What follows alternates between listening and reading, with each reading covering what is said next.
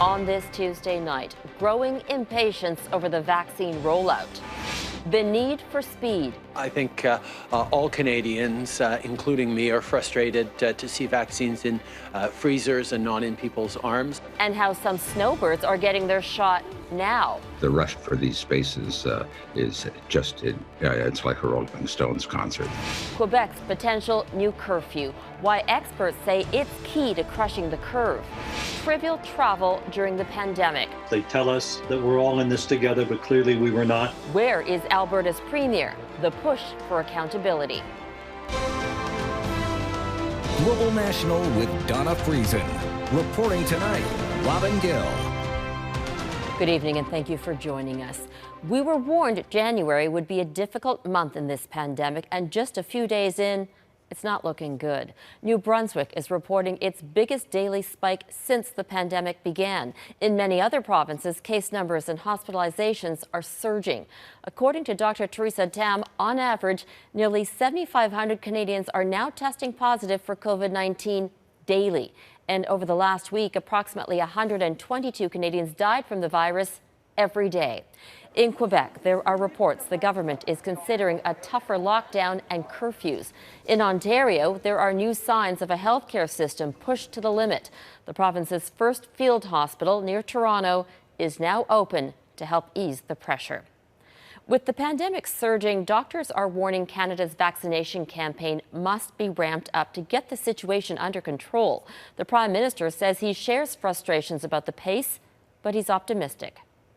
I'm confident that we're going to be able to get vaccines to every Canadian who wants them by September. That is certainly our goal, and we are very much on track towards that.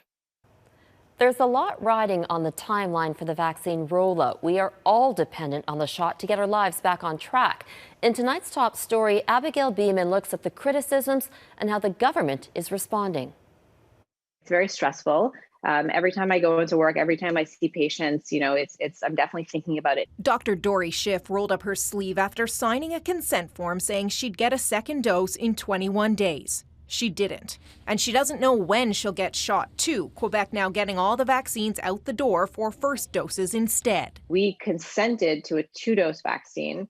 We didn't consent to be given something that was off-label, and we didn't consent to be part of an experiment. Citing breach of contract, a lawyer for families at this Montreal care home is taking action, writing the Quebec government in an effort to get the residents at Maimonides Geriatric Centre their second dose.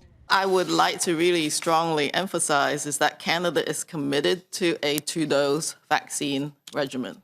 That is just one of several vaccine issues across the country. And while rollout is a provincial and territorial responsibility, it's the federal government that has to get them there, with some premiers saying that's not happening fast enough. Canada has proven that we're ready for a sustained tempo of vaccine deliveries expected throughout the month of January. We have seen some challenges.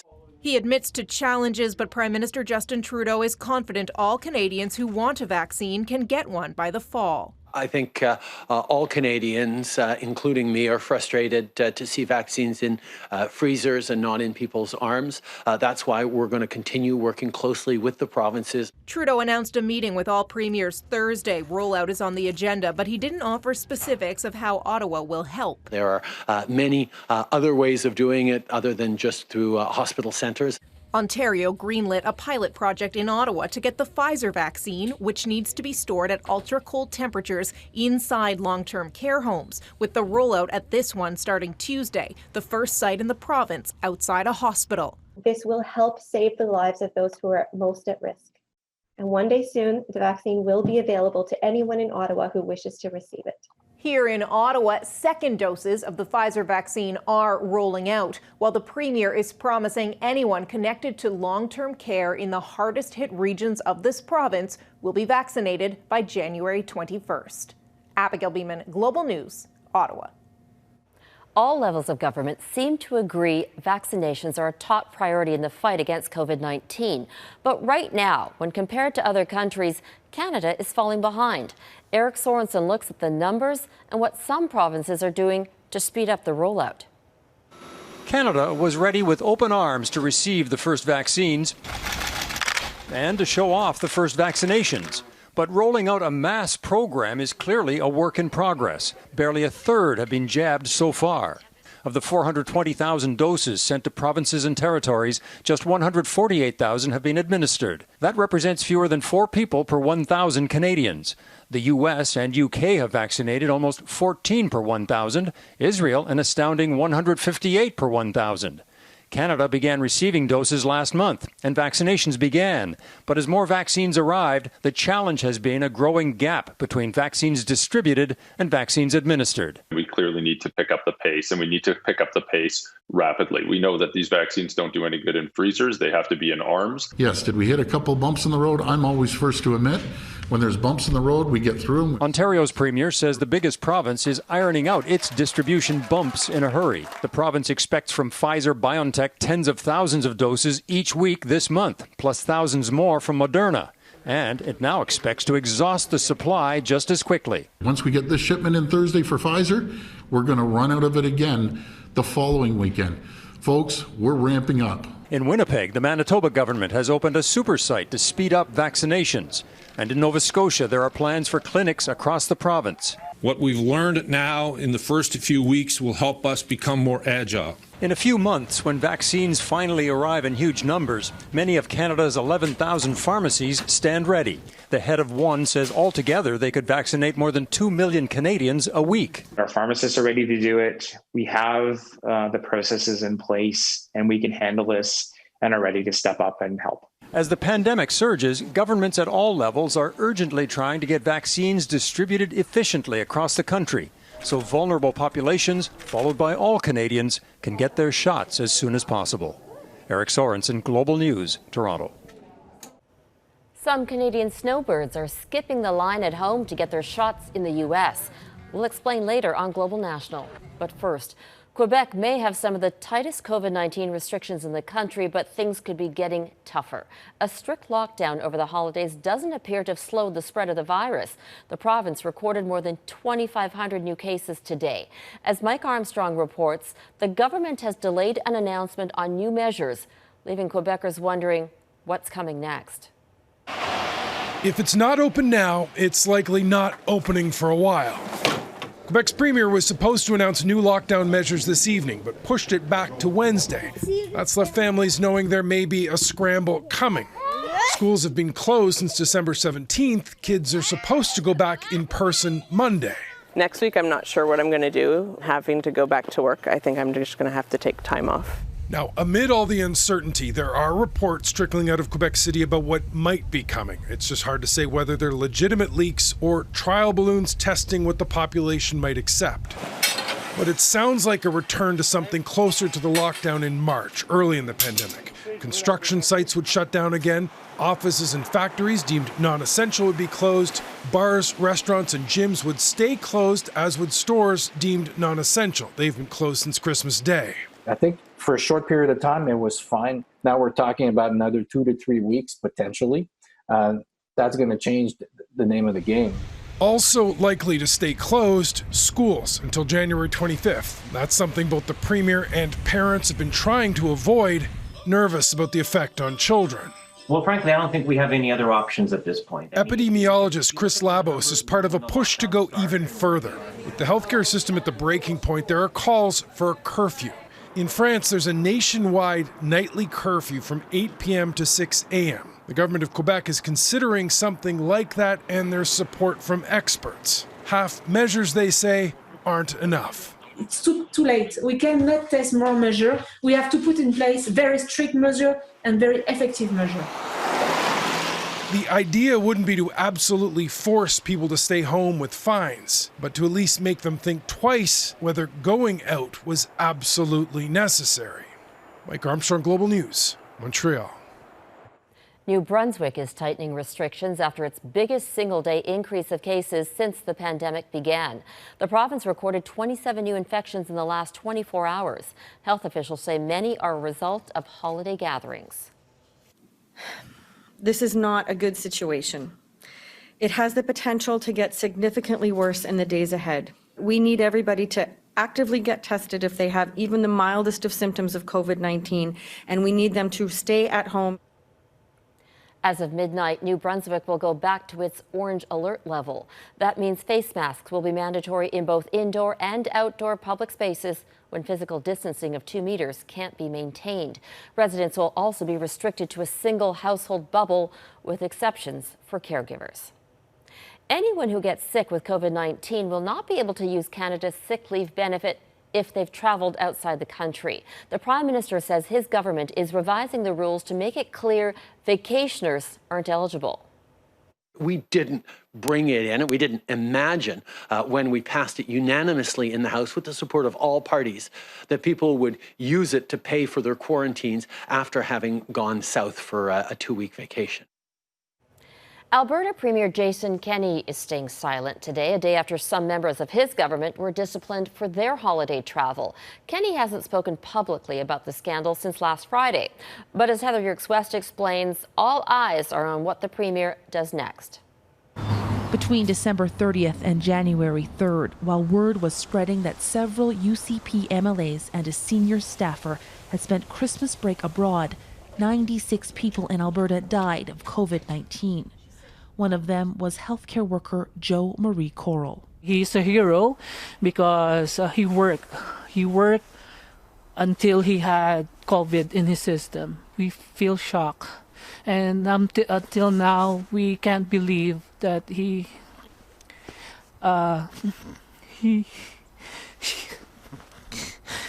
believe that he's gone. Last month's rising case number seems to have inspired Albertans to do what is required. A new Léger marketing survey has found that many Albertans say they did follow gathering rules over Christmas. 68% reported not visiting anyone outside their household.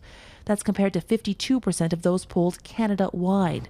The sacrifice of many over the holidays comes in contrast to beach vacations enjoyed by more than half a dozen in provincial government. I do hope that the UCP has realized that they have become out of touch with Albertans. They tell us that we're all in this together, but clearly we were not. Because of travel restrictions. Ironically, Tanya Furr, one of the MLAs caught traveling over Christmas, made a video with the Premier over the summer, asking Albertans to spend their vacations at home. The government has lost some moral authority to ask us to, all make sacrifices together. And that's going to make it really hard to enforce whatever restrictions are in place. But the government will have to make decisions very soon. Restrictions on businesses announced in December are set to expire at the end of this week.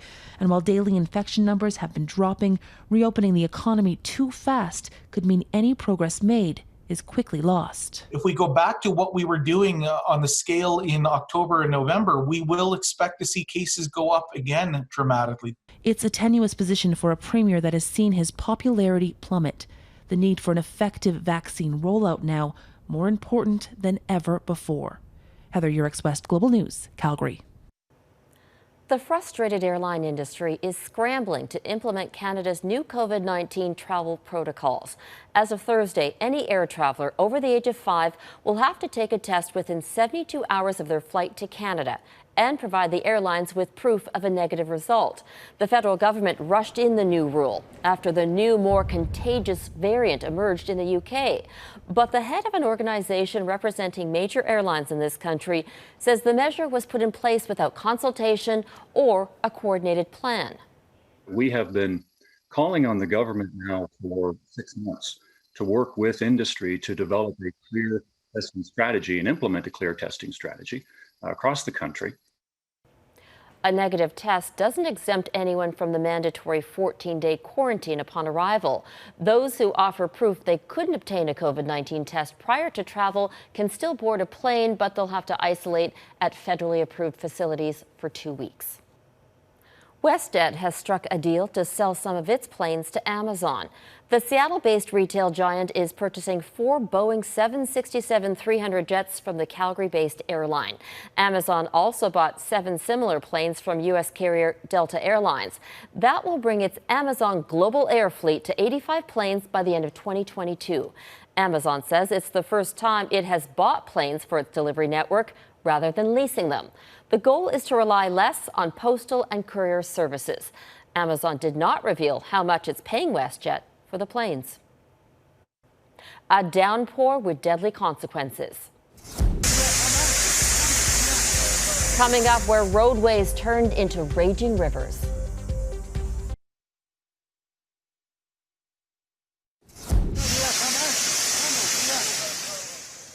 At least 4 people are dead in the Bolivian city of Sucre after flash floods saturated streets. The storm lasted only 30 minutes, but in addition to the intense rainfall, hail blocked storm drains during the downpour. Reports say at least 10 people were treated for hypothermia. It's election day in Georgia. The state is holding a runoff vote for 2 Senate seats, which will determine whether Democrats or Republicans control the U.S. Senate. The stakes are incredibly high. And then there's Donald Trump's relentless campaign to cling to power. As Jackson Prosko reports, he's using tactics that have raised fears of violent protests tomorrow when Congress meets to certify Joe Biden's victory. In a state Donald Trump lost in November, voters returned to the polls to select 2 senators. We're in the middle of a crisis where we're losing thousands of Americans per day. The future of the country is on the ballot here in Georgia today. The stakes are so high that Trump and Joe Biden both visited the state Monday. One state can chart the course, not just for the next 4 years, but for the next generation. Trump quickly veered off script and instead focused on his own election defeat. People will remember the people that don't support us.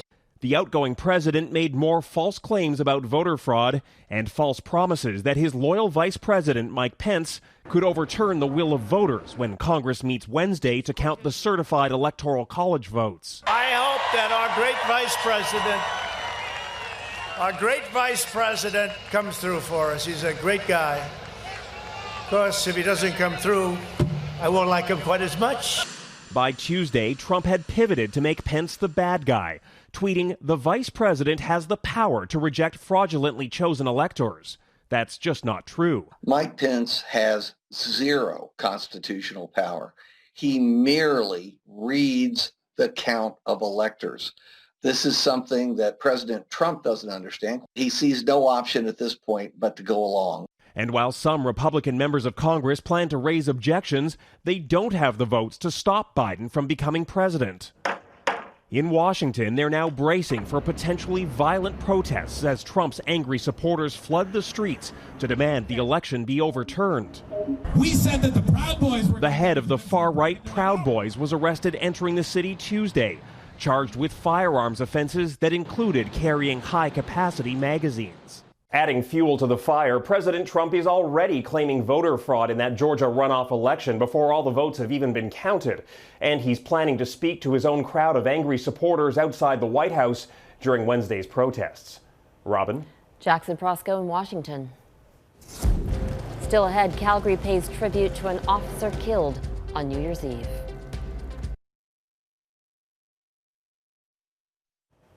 Calgarians lined the streets today in a somber tribute to a fallen officer.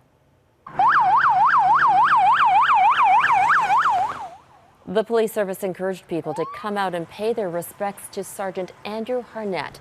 A coffin carrying his body made its way along the city's Memorial Drive en route to a funeral home. His colleagues are struggling with the loss of an officer they knew as Hardcore Harnett, a nickname for his relentless dedication to his work. We're all hurting, and we really appreciate the community's support that we've seen, the blue lights. It's really meaningful. Harnett leaves behind his wife, who was expecting their first child. The 37-year-old officer was conducting a traffic stop on New Year's Eve when he was killed. 2 people have been charged with first-degree murder. Vaccination vacations. Up next, the snowbirds lured south to get the shot.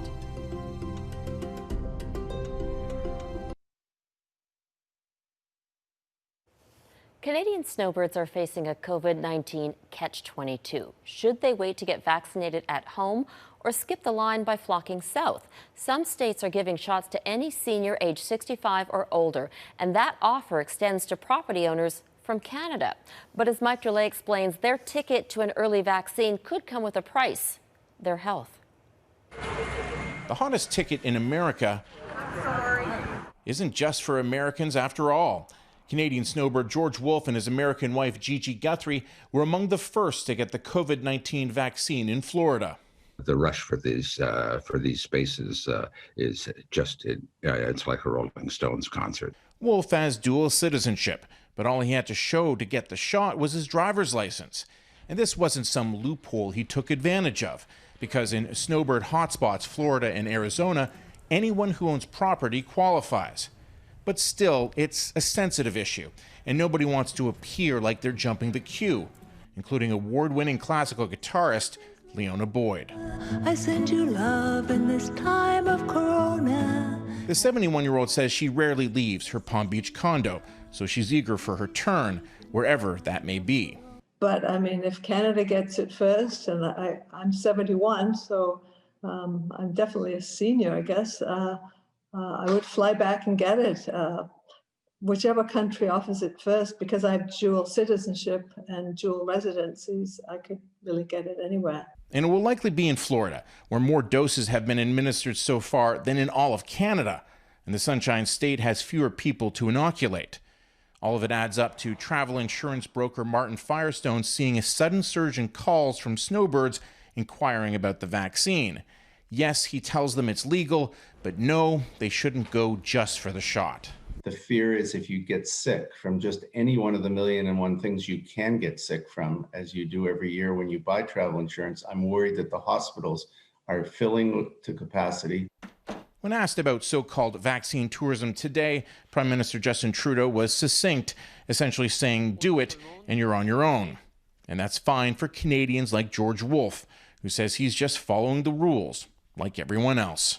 It's just a credit to Gigi that she found a way through this haphazard system to get in. Mike Trolley, Global News, Toronto. And that is Global National for this Tuesday night. I'm Robin Gill. Tonight, your Canada is Smoky Lake County in Alberta. We'd love to see your corner of the country, so please keep sending your photos to viewers@globalnational.com. Thank you for watching, and I'll see you back here tomorrow. Have a great night.